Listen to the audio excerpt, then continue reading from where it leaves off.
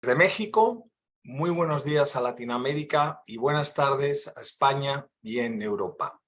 Permítanme que me presente, les salude y les dé la bienvenida a todos ustedes. Soy Carlos Serrano, responsable en IFC de los servicios de consultoría climática para el sector financiero en Latinoamérica y el Caribe. Desde mi equipo apoyamos a la banca y a los actores financieros a diseñar e implementar sus respectivos viajes de transformación hacia un nuevo modelo de banca responsable que, sin renunciar a la necesaria rentabilidad financiera, busca también generar, a través de los negocios, valor social y medioambiental más allá de sus accionistas y sus clientes, para impactar a todos sus grupos de interés y a la sociedad en general. Para aquellos que no estén muy familiarizados con IFC, permítanme que explique que IFC, la Corporación Financiera Internacional, pertenecemos al grupo del Banco Mundial y somos una entidad multilateral, el mayor banco de desarrollo del mundo, que apoyamos el desarrollo sostenible del sector privado en mercados emergentes. El Grupo Banco Mundial es uno de los principales inversores de impacto del mundo y esta misión está en nuestro ADN desde nuestra fundación allá en 1956. Apoyamos la consecución de todos los objetivos de desarrollo sostenible y tenemos un gran foco de acción cada día más creciente en los temas climáticos, en la agenda climática. La inclusión financiera y la reducción de la brecha de género y el apoyo a la pequeña y mediana empresa son para nosotros áreas absolutamente prioritarias de acción. De los 25.000 millones de dólares anuales que de media prestamos cada año, en la actualidad, para que ustedes hagan una idea, el 35% de esos recursos debe destinarse a proyectos climáticos que lleven a cabo los bancos comerciales y las empresas a las que nosotros apoyamos con toda clase de financiamiento, con servicios de asesoría y con capacitación, y con quien además promovemos y compartimos mejores prácticas en todos los ámbitos. Voy a dar la bienvenida hoy a nuestro invitado Agustín Vitórica, que está en Madrid, pero llegó ayer mismo de India, porque Agustín es un hombre que trabaja en el terreno, está metido completamente en el negocio, allí en la trinchera. Y también, por supuesto, doy la bienvenida, la cordial bienvenida y el agradecimiento a los más de 200 participantes que hoy nos están acompañando en este webinar, que lleva un título que se explica por sí mismo: Inversiones de impacto, las instituciones financieras como actores clave para lograr una transición verde e inclusiva en los mercados emergentes.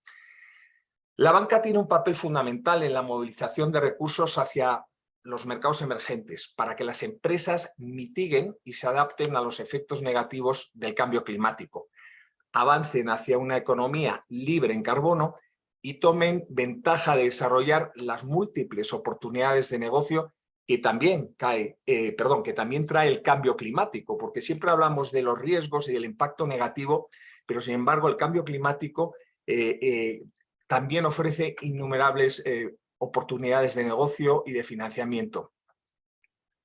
Por tanto, nosotros ayudamos a las empresas, ayudamos a los bancos, y en este viaje de transformación se consigue mediante la distribución de productos de inversión de impacto en la banca que contribuyan a esa transición verde e inclusiva que necesitamos, y la financiación de soluciones climáticas que de alguna manera permitan descarbonizar y hacer más resilientes a las pequeñas y medianas empresas y el sector agrícola, que es un ámbito que Agustín conoce muy bien y en el que trabajan con sus fondos. Y en realidad esto es muy importante porque las pymes son las verdaderas columnas vertebrales en mercados emergentes, son la principal fuente de creación de empleo y de riqueza. A la vez se genera también con estas prácticas y con estas estrategias pues una resiliencia al cambio climático, precisamente en países que están súper expuestos y que son altamente vulnerables. Quería comentarles que este es el primero de una nueva serie de webinars que ya vamos a llamar Green Banking Webinar Series, que van a desarrollarse en torno a las finanzas sostenibles y que vamos a ofrecer bajo nuestra marca IFC Green Banking Academy, también conocida, como ven en el logo, por GBAC. Jiva, que es una plataforma innovadora que lanzamos en IFC ya en 2017 para desarrollar nuestra oferta de servicios de consultoría y capacitación en cuestiones climáticas dirigidas a enverdecer el sector financiero en mercados emergentes. Y desde esta plataforma Jiva, que hemos ayudado a muchos bancos, microfinancieras, gestores de fondos, bolsas de valores y otros actores en sus viajes de transformación desde modelos de negocio tradicionales a modelos de negocio alineados con la sostenibilidad. Antes de presentarles, digamos, formalmente a nuestro invitado de hoy, Agustín Vitórica, quisiera compartirles unas cuantas cuestiones logísticas. De momento, les ruego, por favor, que mantengan silenciados sus micrófonos. Tendremos una duración de unos 50 minutos de ahora al final. Agustín va a compartir en la pantalla una presentación y vamos a tratar de tener un formato de conversación dinámico, ya que a lo largo de la intervención, y te pido disculpas desde ya, Agustín, te voy a interrumpir con algunas preguntas que nos permitan pues, profundizar en distintas cuestiones. A todos ustedes les pido que se animen y compartan cualquier pregunta que tengan para nosotros a través del chat y al final de la sesión, en los últimos 10 minutos, trataremos de responderles. Por último, al cierre del evento, vamos a compartirles un código QR que por favor pueden capturar con su teléfono y les pedimos encarecidamente que nos respondan a 3 preguntas de una sencilla encuesta con el propósito de mejorar en nuestro trabajo. Mil gracias.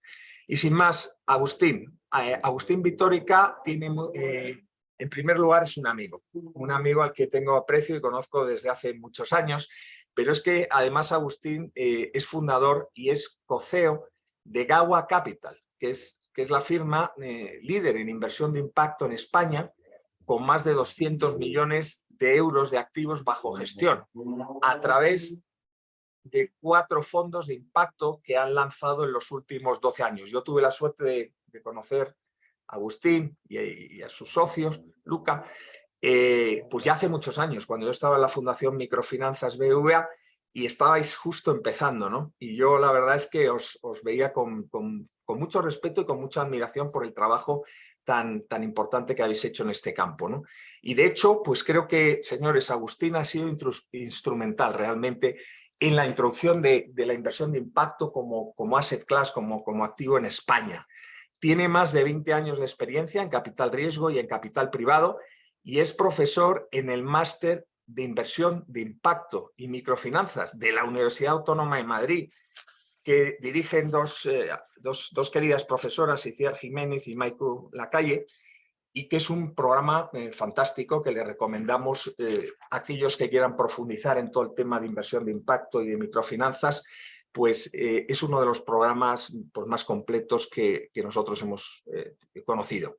También Agustín es profesor de inversión de impacto en el Máster de Transformación Social Competitiva de la Universidad Complutense de Madrid y en el grado de Política, Derecho y Economía de EA University. Y sin más, agradeciéndoles a todos la presencia y la participación en este webinar, pues te voy a pasar la pantalla, Agustín, para que comiences tu presentación. Muchísimas gracias. Bueno, pues muchísimas gracias, Carlos. La verdad es que me sonrojo ante la presentación que has hecho de mí, pero me alegro mucho de recordar momentos, como tú has señalado, hace ya 10 o 12 años que compartíamos juntos reflexiones sobre cómo realmente hacer avanzar la inversión de impacto en España y más allá de España. Voy a compartir pantalla para compartir la presentación que tengo, pero como bien decía Carlos, esto va a ser, debería de ser un diálogo dinámico y que no parezca que estoy yo solo hablando, ¿no? Una cosa importante para arrancar, la inversión de impacto, me gustaría dar unas pinceladas de lo que significa, que ayudará a la gente a diferenciar la inversión de impacto de otras estrategias de inversión sostenible, que es muy importante. La inversión socialmente responsable y sostenible es fundamental, pero la inversión de impacto consiste en una contribución específica a un reto desatendido, es decir, que no está siendo suficientemente atendido por soluciones o por los mercados de capitales actualmente, con la intención de generar un impacto amplio y que permanezca a largo plazo, incluso una vez que el inversor de impacto salga de la inversión. Entonces, es por su propia naturaleza, si uno quiere que permanezca el impacto a largo plazo, tiene que haber transformación, que ya lo mencionaba antes Carlos, y tiene que haber adicionalidad porque se trata de llevar soluciones a retos actualmente desatendidos. Como son desatendidos, también la otra cara de la moneda es que pueden ser una gran oportunidad realmente de inversión o de financiación para entidades financieras. Nosotros llevamos ya 52 inversiones en entidades financieras en los últimos 13 años. Entonces hemos visto de todo y un poco lo que venimos a compartir aquí es un poco nuestra experiencia. Dicho esto, para los que quieran profundizar más lo que es la inversión de impacto, va a haber un curso posteriormente, también con el apoyo de la Universidad Autónoma y de IFC, sobre lo que es la inversión de impacto y se puede profundizar mucho más sobre este tema. Pero quería ponerlo de arranque ahora que llama a la gente inversión de impacto a cualquier tipo de inversión sostenible. Bien, pues vamos a hablar del papel de instituciones financieras en la transición verde e inclusiva, lo que ahora se llama una transición justa que no deje a nadie atrás. En el mundo, bueno, estos son datos que yo creo que más o menos todos los tenemos en la cabeza, la emergencia climática es absolutamente real y amenaza con llevar a 100 millones de personas a la pobreza extrema como consecuencia del cambio climático, que se sumarían a los casi 190 millones que han caído en la pobreza como resultado del COVID. Dentro de descarbonizar el mundo, si uno quiere evitar el cambio climático, es esencial contar con los mercados emergentes. Es decir, los países emergentes son responsables del 63% de las emisiones de dióxido de carbono actualmente. Entonces, hablar de un net cero, de un mundo net cero, donde no se tenga en cuenta los mercados emergentes, es absolutamente irreal pensar en que esto se va a producir si olvidamos y miramos a otro lado y no tenemos en cuenta en nuestra estrategia de descarbonización los mercados emergentes. Dentro de la población que está especialmente sufriendo el cambio climático está la población más pobre. El otro día leí una estadística que decía que la población más pobre es responsable solamente del 6% de las emisiones y sin embargo son los que más sufren sus efectos. Y lógicamente un papel muy importante en la descarbonización, además de mirar a las poblaciones más vulnerables, son las pymes. Las pymes, como bien decía Carlos, son la columna vertebral del crecimiento económico en los mercados emergentes y las pymes también están siendo amenazadas por el cambio climático. En concreto, por ejemplo, hemos visto muchas pymes del sector manufacturero que quedan desenganchadas de cadenas de valor de suministro porque generalmente al final de la cadena de valor hay una multinacional generalmente, que está recibiendo una fuerte presión de los inversores para descarbonizar toda su cadena. Entonces, pyme que queda fuera de cadena de valor, indudablemente pierde esos ingresos y corre peligro de caer. Los eventos climáticos, porque el cambio climático no va a ser que suba 1,5 grados respecto a niveles preindustrialización de forma suave, sino que realmente se van a producir picos y valles fuertes y la volatilidad va a ser uno de los grandes elementos aquí. Entonces, todos estos eventos como olas de calor, la cual acabamos de sufrir una enorme ola de calor en Europa, que comenzó en España y se fue extendiendo hacia el norte, escasez de agua, inundaciones, como también suele suceder después de una ola de calor, o sequías, están afectando ya ya no es un futuro de va a venir, sino ya está realmente produciendo efectos catastróficos, especialmente en la gente que se dedica a la producción agraria. Entonces, todo esto, si lo queremos solucionar, lo importante es tomar conciencia de que hace falta movilizar muchísima inversión si realmente queremos llegar a un mundo net cero en una transición justa. Entonces, aquí vemos que la inversión anual necesaria, en miles de millones de dólares, estamos hablando de 1 trillón de dólares, de lo cual realmente está pendiente de encontrar financiación 850.000 millones de dólares anuales de aquí al 2050 si realmente queremos cumplir con el objetivo de ser net cero en el 2050. Y eso, este dinero, como pasa también en el caso de la Agenda 2030, solo puede venir del sector privado. Es decir, en el sector privado es donde están los recursos suficientes para financiar esto y no hace falta poner el 100% de esos recursos a trabajar en lo que es este objetivo de net cero, sino que hace falta muchas veces menos de un 10% de esos recursos activos financieros mundiales para que realmente logremos este objetivo. Y esta inversión tiene siempre una doble cara. Tiene la parte de la mitigación, donde la inversión va orientada a evitar que se produzcan emisiones nocivas, y en el caso de las pymes es absolutamente fundamental. Las pymes contribuyen entre el 60 y 70% de la polución industrial mundial, y como sabéis, industria es generalmente citado como el segundo o tercer componente que más está haciendo emisiones nocivas, con lo cual descarbonizar las pymes con soluciones de mitigación es absolutamente esencial para lograr ese net cero. Pero la otra parte también es extremadamente importante, que es la adaptación. Es decir, lo que necesitamos es que los pequeños productores adquieran soluciones, generalmente activos, de adaptación que les permita crear resiliencia ante el cambio climático. Estas oportunidades de adaptación, generalmente nos gusta mucho a nosotros la adaptación basada en ecosistemas. La adaptación basada en ecosistemas es cualquier sistema que te permita regenerar el suelo, sean que pueden ser desde sistemas de riego por goteo, macrotúneles, invernaderos, agricultura vertical, reservorios de agua.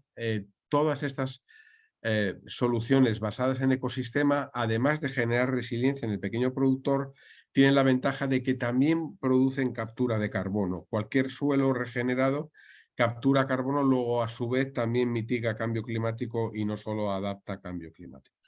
Agustín, si me permites, porque desde luego llama mucho la atención el enorme gap de financiamiento, ¿verdad?, que hay Sí.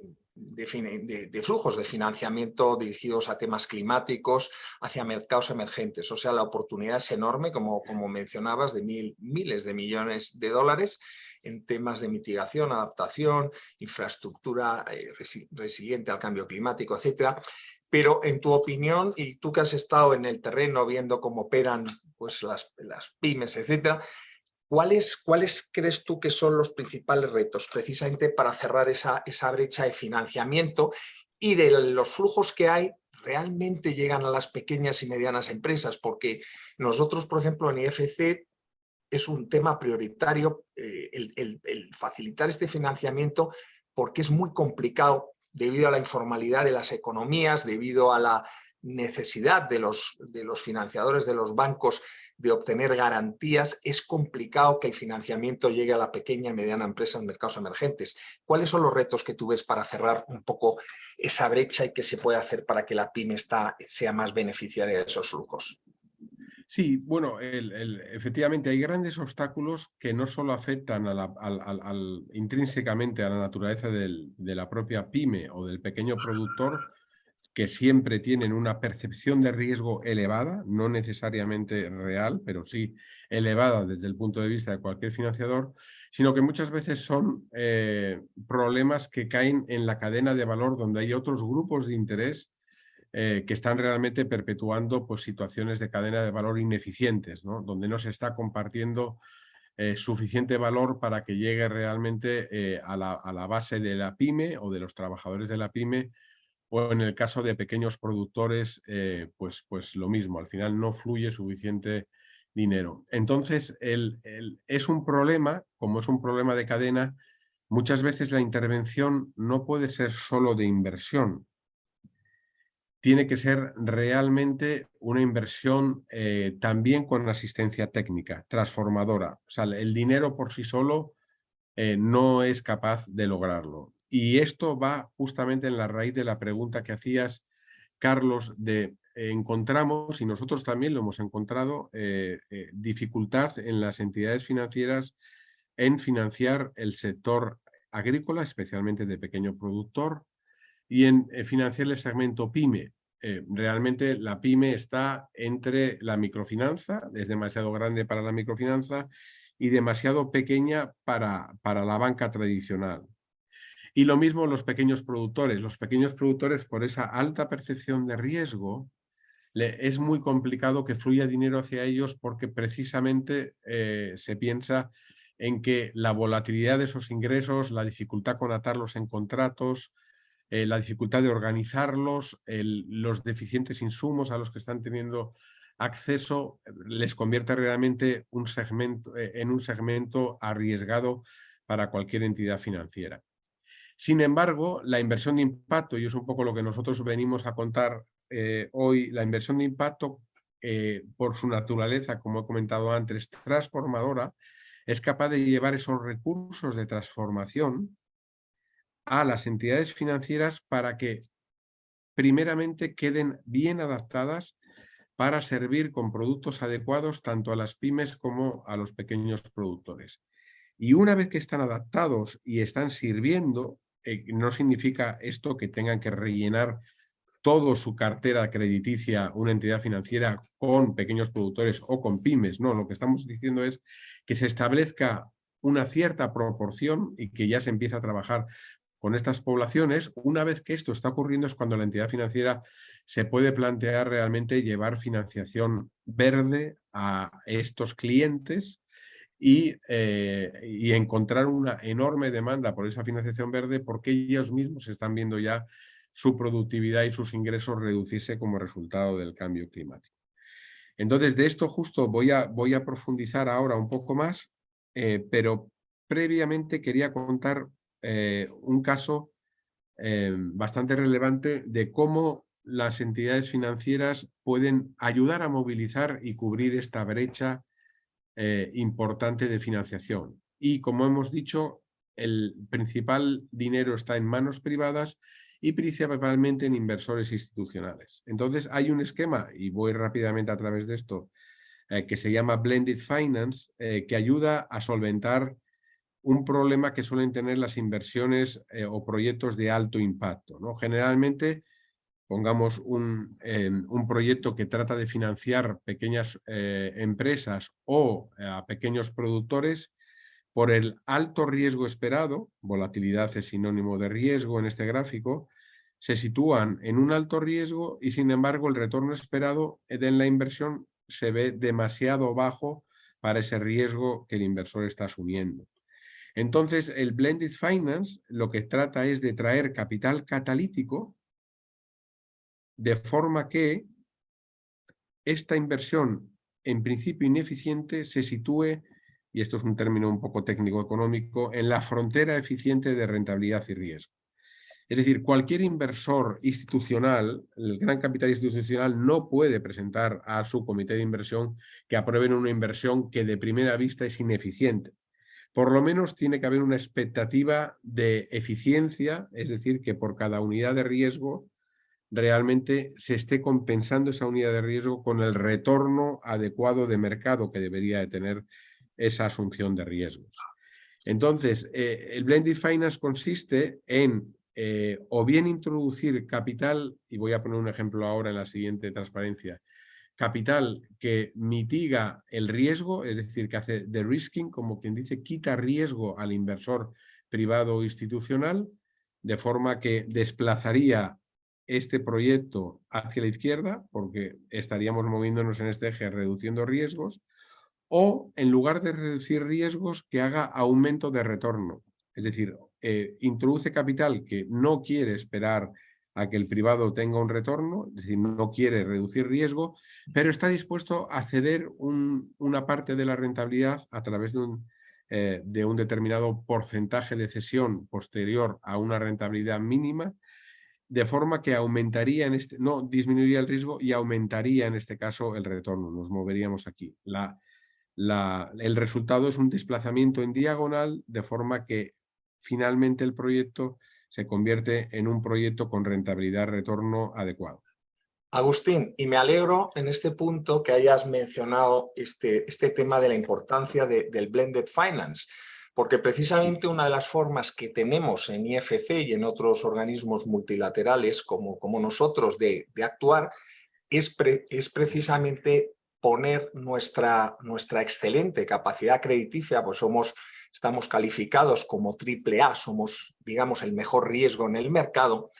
Precisamente intervenimos o invertimos en bonos, en fondos de inversión y en otros tipos de alternativas de movilización de capital, poniendo nuestra excelente capacidad crediticia, calidad crediticia al servicio de esta inversión, ¿no? Y por ejemplo, pues invertimos, como dices tú aquí en el slide, en deuda junior que permite mitigar o reducir de alguna manera los riesgos y atraer y movilizar esa inversión institucional que buscamos. Así que efectivamente esto es uno de los roles que organismos como el IFC y otros multilaterales pues tenemos y ayudamos de esta manera a movilizar capital.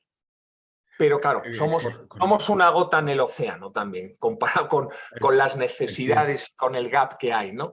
Entonces, es cierto, o sea, la llamada que hacías al principio a que el sector privado realmente entienda una de las cosas que nosotros hemos visto durante todos estos años en cuál es el reto para lograr esa movilización de capitales sostenibles y cerrar esa brecha.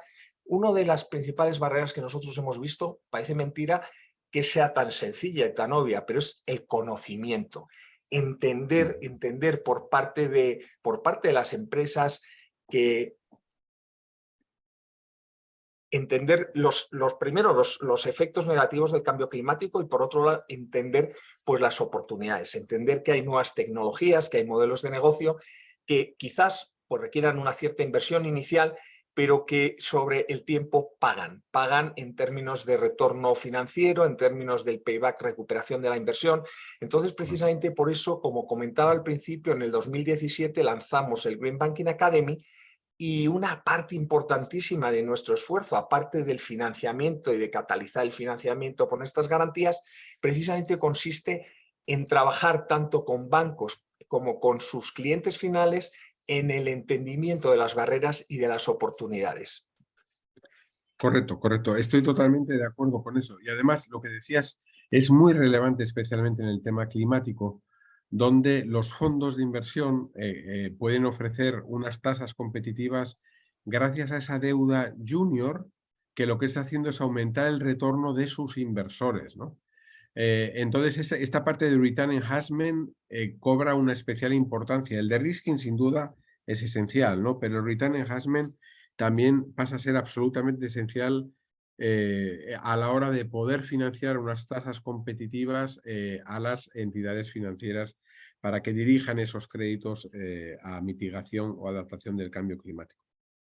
Entonces, bueno, nosotros somos unos convencidos del Blended Finance y nuestro último fondo, Uruma, tiene esta estructura de Blended Finance. Rápidamente, una pincelada, no me voy a detener mucho, pero Uruma tiene una contribución de la Comisión Europea administrada por Cofides, que es la DFI española, donde todo el retorno de estos 10 millones que se invierten junto con el pool de capital del fondo, los 10 millones más su retorno van al inversor privado hasta que el inversor privado tiene un 4% de rentabilidad en su bolsillo. Y solo ahí es cuando estos 10 millones serían capaces de empezar a recuperar. Y si todo va bien, nosotros llevamos 13 años y no hemos perdido hasta ahora dinero en ninguna de las inversiones que hemos hecho. Pero podría pasar. Pero si no pasa, estos 10 millones se pondrían, como dicen, par y paso en el mismo nivel que el inversor privado y se llevaría su retorno del 8 o 9%. Entonces, este de risking es muy potente y el return enhancement, que es el que comentabas tú, Carlos, que hacéis en IFC, pues en este caso nos lo proporcionó la Agencia Española de Cooperación Internacional para el Desarrollo, que dijo, oye, yo voy a poner 20 millones, pero no quiero que estos 20 millones recuperen una vez que el privado tengo algo. Yo lo que quiero es recuperar a la vez que el privado, pero estoy dispuesto a ceder todo retorno a partir de un 2,75. Entonces, todo el retorno bruto excediendo 2,75 iría al inversor privado, de forma que el inversor privado resulta sentado sobre un colchón de de-risking y con un retorno de un 8 o 9% de TIR neta en un fondo que fundamentalmente el 70% de sus inversiones son deuda senior. Entonces se convierte en un tema muy atractivo para movilizar inversores de la talla de CaixaBank, que ha sido un inversor muy fuerte nuestro, principal banco de España en activos, o Allianz Global Investor, que también es un potente inversor nuestro desde Alemania, uno de los grandes asset managers mundiales que también ha invertido ahí, junto con muchos otros inversores institucionales. Para ver la potencia de esto, lo que ha hecho Uruma es en tan solo 9 meses, desde que se lanzó a final del 19, realmente la comercialización fue en el 2020, en tan solo 9 meses logró movilizar esos 90 millones que se había planteado como objetivo, y 7 de los 9 meses fueron durante pandemia y confinamiento severo. Entonces, realmente la capacidad de movilización que tiene el capital catalítico para movilizar inversión institucional a gran escala hacia mercados emergentes es realmente potente. Uruma ahora está realizando ya, bueno, ha hecho inversiones en 17 entidades financieras, aquí hay algunas, Mega en México, Norandino en Perú, Banco Finca en Ecuador. Y estas entidades, lo que está haciendo Uruma es, oye, yo te doy financiación para tu crecimiento, pero te doy también asistencia técnica, implemento un proyecto de asistencia técnica que ayude a que realmente llegues a los pequeños productores. En este caso, Uruma va muy enfocado a pequeños productores o a pymes de la cadena de valor agrícola. Y entonces, bueno, pues hasta ahora lo está haciendo extraordinariamente bien. Agustín, precisamente en relación con lo que estás comentando, te quiero preguntar, perdón, o más bien tenemos una pregunta de un participante en el que comenta si hay alguna experiencia de entidades financieras que también además hagan algo en tema de acceso al mercado, o sea, que ayuden a esos pequeños productores a colocar sus productos en el mercado. Es muy buena pregunta al participante, le agradezco esa pregunta porque realmente Uruma inicialmente lo que hacemos es invertir en entidades financieras para que financien insumos, para que financien semillas, fertilizantes, nutrientes, pesticidas orgánicos para que no dañen el suelo, pero también financien activos de financiación, o sea, de adaptación basada en ecosistemas. Pero al final de nada sirve esto si realmente el pequeño productor no tiene acceso a mercados. Al final lo que necesita el pequeño productor es vender sus productos. Entonces hemos encontrado, y aquí hay un ejemplo, una de estas 3 inversiones, Banco Finca, anteriormente llamada Insotec en Ecuador, se dedica justamente a ofrecer soluciones completas de cadena de valor a los pequeños productores monocultivo. O sea, el monocultivo es un pequeño productor percibido por mayor riesgo porque no tiene diversificación de ingresos teniendo un cultivo y, por ejemplo, una pieza de ganado. Entonces, un ejemplo de lo que hizo Insotec es para maiceros, para productores de maíz, les puso en contacto con la gran empresa Pronaca, que es una de las grandes empresas de alimentación de Ecuador, que produce muchos productos basados en el maíz y las vende a través de una cadena de supermercados que se llaman tiendas India. Y lo que hace Insotec, lo que hacía Insotec es, Pronaca proporciona la genética, la semilla y el kit de insumos. Insotec financia al pequeño productor esa compra del kit de insumos y ofrece asistencia técnica en la producción, y Pronaca a cambio le garantiza un precio de mercado en la compra del maíz desde el primer momento en que comienza la siembra. Es decir, el pequeño productor sabe que ese maíz que produce va a ser comprado por Pronac a un precio justo, y de ahí sale toda una línea de productos de maíz producidos por pequeños productores ecuatorianos, ¿no? Entonces, estamos viendo soluciones de entidades financieras que van más allá de la financiación de insumos, sino que se meten realmente en soluciones de cadena de valor completas. Oye, Agustín, gracias. Y hablando de Uruma, tenemos una pregunta que nos plantean Sí. y que dicen que si Uruma solo financia a intermediarios financieros o también comercializadores o proveedores de insumo que financian a sus pequeños agricultores. También, exacto. O sea, realmente el 70% va dirigido a entidades financieras, pero el 30% se ha dejado para empresas que están en la cadena de valor agrícola involucrando a pequeños productores. Entonces, por ejemplo, acabamos de estar en India viendo una empresa que lo que hace es suministrar insumos a pequeños productores, pero tenemos una inversión en una agritech. Muchas de estas son agritech porque utilizan la tecnología punta realmente para mejorar la eficiencia de la cadena en cada uno de sus eslabones. Tenemos en una agritech que está enfocada especialmente en la comercialización. Entonces tienen 80.000, creo recordar, pequeños productores, una red enorme de pequeños productores que producen productos que ellos, en una cadena de valor muy eficiente y muy rápida, llevan a una red de más de, creo que son 125.000 retailers, pequeñas tiendas de pequeño barrio urbano que se llaman Kirana Stores, ¿no? Cualquiera que haya estado en India sabe que hay pequeñas tienditas de comercio generalmente llevadas por mujeres. Entonces tienes aquí los productos de los pequeños productores que van a toda velocidad y llegan a los pequeños retailers y ahí se venden. Entonces, hay hasta un 30% de la cartera de Uruma se puede dedicar específicamente a estas agritechs, que muchas tienen prácticas climáticas muy buenas.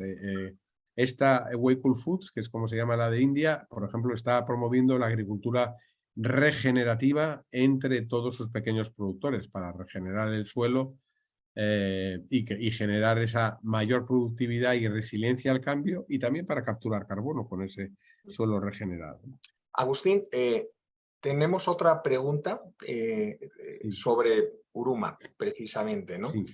Y nos pregunta Maricruz Lacalle, que es la codirectora junto con ICIAR del Máster de Inversión de Impacto de la Universidad Autónoma de Madrid, nos pregunta qué porcentaje de las entidades financieras en las que ha invertido el fondo Uruma están ya concediendo créditos verdes, y yo añadiría, aunque no estén concediendo créditos verdes, están adoptando mejores prácticas tanto sociales como ambientales, etcétera. ¿Cuál es la experiencia que tenés? Sí, es muy buena pregunta de Maiku, aprovecho a saludarla desde aquí. Efectivamente, para nuestra sorpresa, y luego lo voy a comentar un poco lo que es la transición verde de una entidad financiera que nosotros medimos con el Green Index, realmente yo diría que todas las entidades en las que ha invertido Uruma, estas 17, ya tienen en cuenta el riesgo climático en sus sistemas de gestión de riesgos y de aprobación de crédito. Pero, sorprendentemente, yo diría que entre el 60 y 70% ya están ofreciendo créditos verdes, algunos a mayor escala, otros están empezando a lanzar pilotos y otros productos verdes, que realmente también es la capacitación verde, como tú decías, el conocimiento dentro de esas poblaciones es esencial, el conocimiento de, estás viendo que las cosechas cada vez salen peores, que la productividad baja, ¿por qué? Bueno, pues lo primero que tienes que tomar conciencia es que una razón principal es precisamente los eventos climáticos.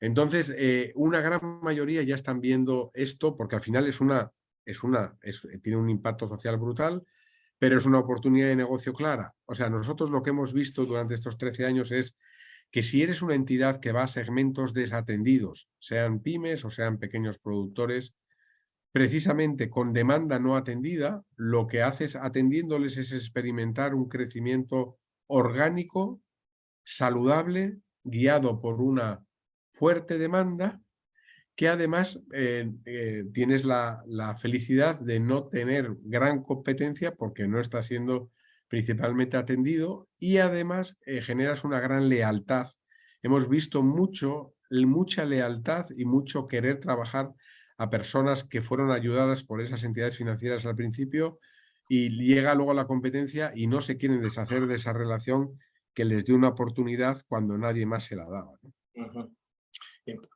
Importantísimo.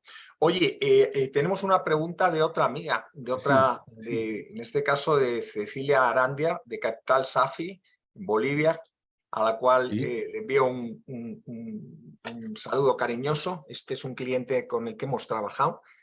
Y nos comenta Cecilia que le gustaría conocer de qué forma, a partir de las pymes agrícolas, se llegan a los agricultores pequeños, que si el financiamiento está condicionado a un compromiso social.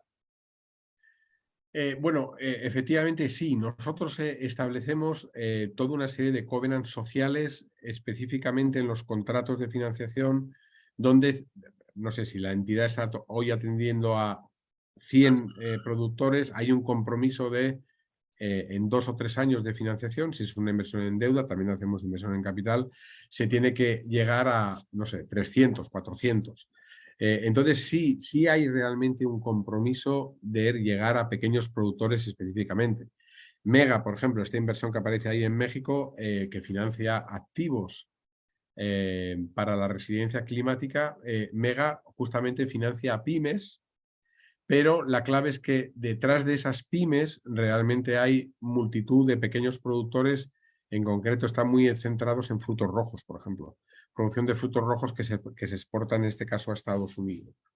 Entonces sí existen estas covenants sociales y otras muchas que nosotros ayudamos a cumplir porque financiamos con asistencia técnica. Esto es muy importante porque antes de tener asistencia técnica en nuestros fondos, nosotros poníamos un montón de covenants sociales y decía, por ejemplo, teníamos muchos de medición de la salida de la pobreza, ¿no? Y nos decía la entidad, vale, lo voy a cumplir, pero por favor financiame la implantación de este sistema.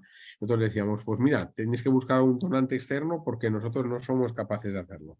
Bueno, pues ahora en Uruma, además del fondo, por fuera del fondo, hay 8 millones de euros de asistencia técnica que se utilizan para implementar proyectos de asistencia técnica que van justamente dirigidos a amplificar el impacto social en las entidades donde invertimos. Para eso tenemos un equipo fantástico de transformación dentro de GAWA del que estamos especialmente orgullosos. Agustín, Avanzo un poco. No, dime, Carlos. no, Digo, sí, que quería. iba a decir que Sí, efectivamente no solo desde el lado de fondos de inversión como el vuestro, sino, por ejemplo, desde el lado de financiadores como nosotros, como la IFC, o cada sí. día más bancos comerciales, el tema de un financiamiento condicionado al cumplimiento de buenos estándares sociales, medioambientales y de gobierno corporativo está siendo clave y cada vez lo va a ser más. Por ejemplo, nosotros en IFC en estos momentos estamos introduciendo en todos nuestros procesos crediticios, tanto a bancos como a empresas, un filtro, en el sentido de estimar si el financiamiento que vamos a proporcionar está alineado con París, con los objetivos de mitigación y resiliencia del cambio climático o no. Y esto va a ser definitivo. Yo el mensaje que quiero compartir aquí con todos es que las empresas, ya sean pequeñas, grandes, los bancos, que no se alineen, que no se transformen y entiendan que tienen que generar un impacto, si no positivo, por lo menos no negativo, pero deseablemente positivo, tanto en términos ambientales como sociales, simplemente van a desaparecer porque se van a ver Totalmente. sometidas a presión desde el punto de vista no solo regulatorio, sino de los clientes, de los competidores, de todos sus grupos de interés. Por lo tanto, el mensaje es sí, tenemos que tener en cuenta filtros sociales, filtros ambientales y cada vez más.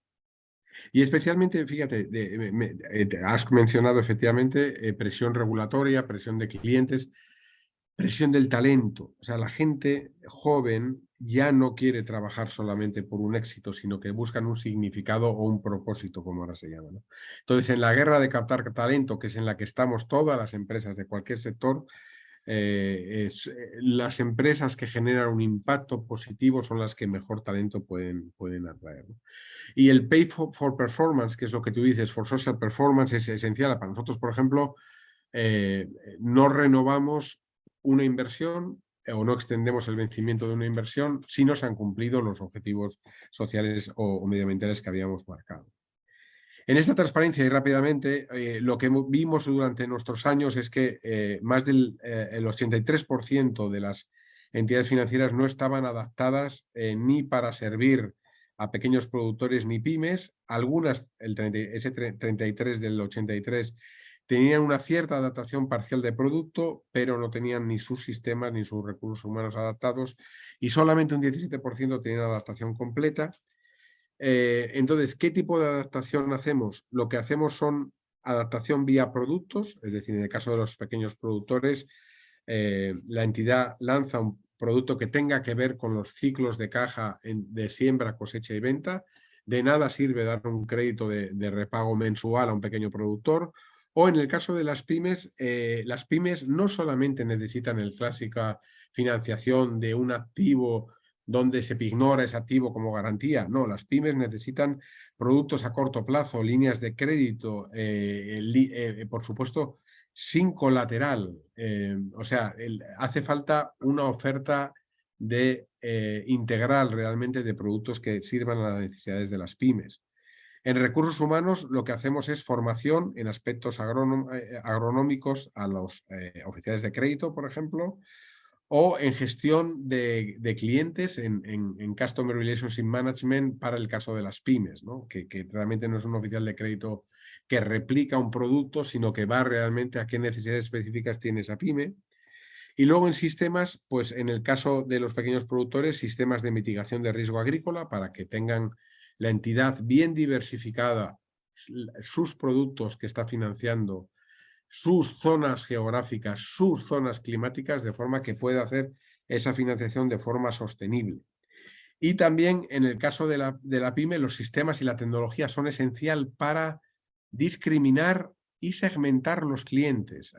Nosotros, por ejemplo, en una entidad financiera enfocada solo a pymes con algoritmos de inteligencia artificial, de machine learning, segmentan el perfil de la pyme y según esa segmentación, que es capaz de predecir el posible impago, discriminan por precio, por tipo de interés para distinto tipo de pyme, ¿no? Entonces, todas estas proyectos de transformación son los proyectos que se pueden realizar en este campo para que las entidades financieras hagan su trabajo, ¿no? Entonces, el fondo de impacto, esto es muy, muy rápido, da deuda o capital más asistencia técnica a entidades financieras para que presten a pymes y a pequeños productores y eventualmente lo hagan justamente con activos de mitigación o activos de adaptación, en este caso, por ejemplo, semillas resilientes, y generen con eso un fuerte impacto social y medioambiental.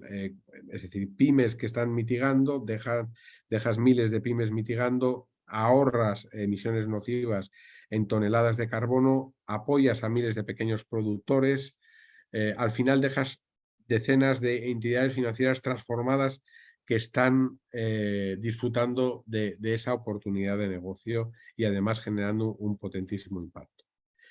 Para la transición verde, este es el Green Index que nosotros utilizamos en Uruma para medir un poco cómo está la entidad transicionando hacia lo verde y, bueno, rápidamente va desde una estrategia verde y la implementación de ella y bajar esa estrategia desde el gobierno hasta abajo.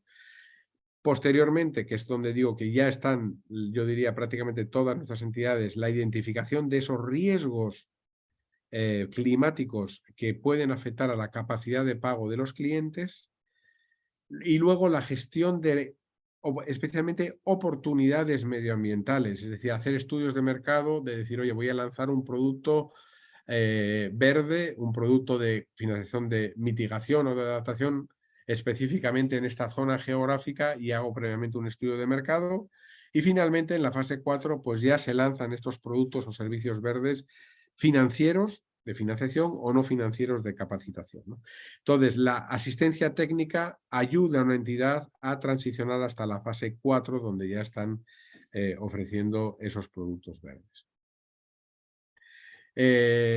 Entonces, efectivamente, se transiciona para que ofrezcan productos verdes a pymes. Ahí vengo venimos a decir pues, qué tipo de cosas se pueden financiar, paneles solares en los tejados, bomba de carga eficiente, maquinaria más eficiente, es decir, toda una serie de mitigación de la pyme de forma que descarbonice su operación y quede dentro de esa cadena de valor. Y en los pequeños productores, pues como hemos dicho, son principalmente soluciones de adaptación basada en ecosistemas. Y con esto, bueno, pues dejaríamos unas entidades financieras transformadas para que, como pide la inversión de impacto, sean capaces de mantener ese impacto a lo largo del tiempo, incluso una vez que salgamos de la inversión, y pueden aprovecharse de este enorme crecimiento que se espera justamente para los préstamos verdes en los próximos años. Agustín. Y estos son todas las transparencias que tenía para compartir hoy. Bueno, pues muy bien, Agustín, muy cumplido porque estamos cumpliendo los horarios que nos habíamos planteado, y muy agradecido creo que tenemos más de 80 y pico personas conectadas pacientemente y participando además, ¿no? De hecho, acabamos de recibir la pregunta que siempre surge en estos foros, en este caso María Gracia de Trinidad, nos pregunta que si estos créditos sustentables, créditos verdes, tienen diferenciación de condiciones financieras, inversiones ambientales, bajan tasa de interés, subsidio o incentivos de pyme. Yo siempre reacciono aquí diciendo, esto no funciona en base a subsidios, ¿ok? Está bien tener incentivos, está bien tener subsidios, pero la sostenibilidad y todas estas oportunidades de las que estamos hablando no funcionan en base a eso porque son rentables por sí mismas. Cuando hablamos, por ejemplo, de tener una agricultura climáticamente inteligente o de tener transporte sostenible o tener construcción sostenible o las mejores prácticas, en definitiva lo que estamos haciendo es fortalecer los negocios. Estamos introduciendo nuevas tecnologías porque todo el tema de la sostenibilidad tiene muchísimo que ver con la innovación. Con producir mejor, con ser más eficientes y además, sí, de una manera más limpia, ¿no? Entonces, bueno, yo lo que he visto, y te pregunto en este sentido a ti también, Agustín, en nuestra experiencia trabajando con muchos bancos, pues hay distintas estrategias comerciales. Hay cuando se quiere ganar cuota de mercado, se lanza, por ejemplo, pues un nuevo negocio de, digamos, de créditos de consumo verdes para adquirir electrodomésticos eficientes, pues a lo mejor determinados bancos deciden bajar un poco la tasa para hacer los diferenciales con la perspectiva de ganar volumen de negocio. Pero cada banco utiliza, digamos, técnicas comerciales distintas, pero yo diría que no es necesario, o sea, no es necesario promover en base a subsidios. ¿Tú qué opinas?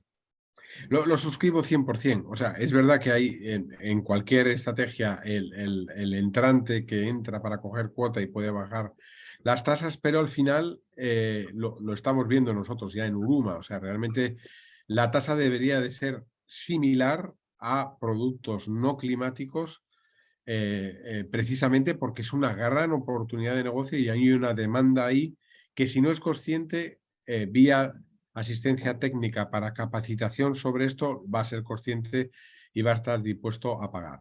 Otros términos que no es la tasa sí cambian, lógicamente, porque son activos climáticamente inteligentes lo que uno va a financiar. Entonces, lógicamente, son créditos a más largo plazo que otro tipo de crédito. Pero eso no afecta realmente a lo que es la rentabilidad que la entidad financiera puede conseguir. Sí.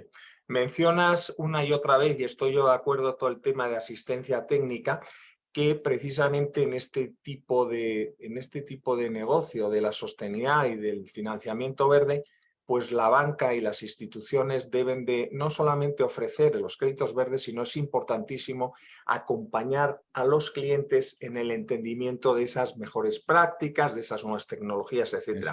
Sin duda, los servicios no financieros que presten estas entidades pues son muy, muy importantes. Otra pregunta que tenemos, y ya en realidad pues estamos en el turno de preguntas a 5 minutos de terminar el webinar, así que anímense y planteennos cualquier duda que tengan. Nos dice Johanita Panchana si existe algún financiamiento mediante el cual se pueda acceder para fortalecer técnica y tecnológicamente a los pequeños productores.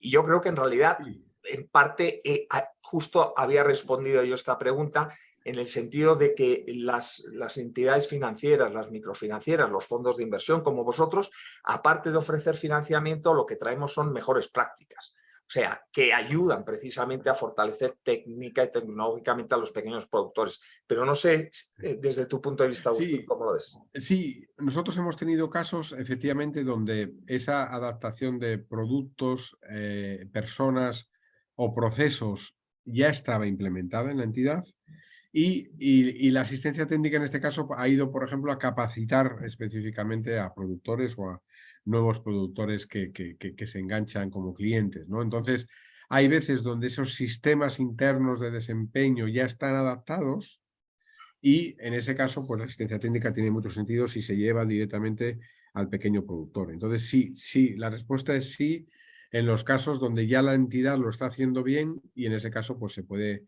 aprovechar la asistencia técnica para pequeños productores. Fenomenal. No dejamos preguntas sin responder y tenemos una de Juan Carlos, muy específica. Nos pregunta que si en República Dominicana hay alguna entidad aliada por donde puedan canalizarse proyectos de inversión.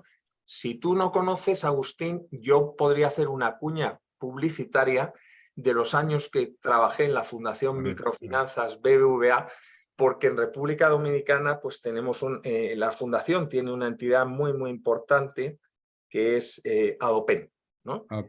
Adopen. Y Juan Carlos, pues un poco respondiendo a tu pregunta, digamos, entre las entidades reguladas que existen en República Dominicana y que apoyan proyectos de inversión, pues están bancos de ahorro y crédito, está ADEMI, está Adopen, está BHD y muchos otros, ¿no? O sea que sí, en República Dominicana y nosotros, por ejemplo, en IFC estamos haciendo ahora una cosa muy importante en República Dominicana relacionado con los temas verdes, que estamos empezando a trabajar en la definición de la taxonomía verde, de forma que, ¿cómo hemos hecho? ¿No? Estamos en 9 países más de Latinoamérica, en Colombia se anunció recientemente la aprobación de la taxonomía verde en la que IFC hemos contribuido de una forma pues, muy importante. Y esto es importante porque crea un marco, unas reglas del juego, una elegibilidad y una transparencia, ¿no? Mientras surgen otras preguntas, invito a los participantes a que por favor saquéis el teléfono, capturéis este código QR y respondáis 3 preguntas mientras terminamos aquí de cerrar en los próximos 2 minutos.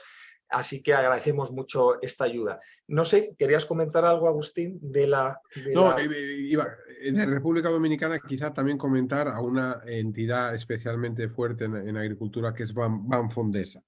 Quizá efectivamente no todavía del tamaño de una Adopen, que es fantástico y toda su adaptación a la agricultura, pero Banfondesa también es un operador relevante allí.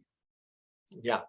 Oye, Agustín, y nos hacen otra pregunta también con sesgo geográfico, en este caso Rafael, nos dice que aprovechando que estamos hablando de entidades, quisiera saber si hay precisamente en Colombia, Panamá y Perú, ¿no?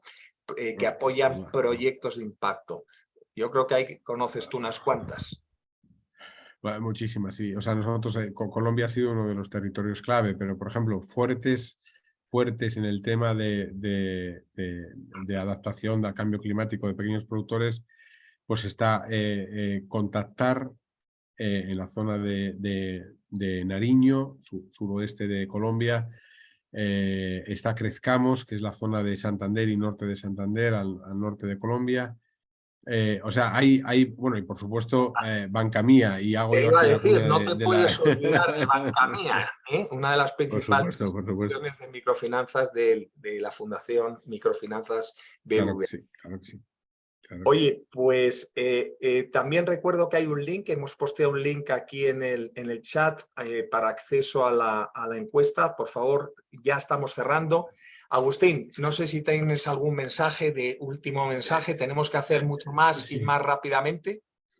Claro, brevemente, o sea, bueno, lo primero agradecer a toda la audiencia que ha asistido al webinar y recordar que si os ha dejado un buen sabor de boca, estará ese curso que se lanzará específicamente para profundizar más en todos estos temas, donde espero volver a veros y profundizar más.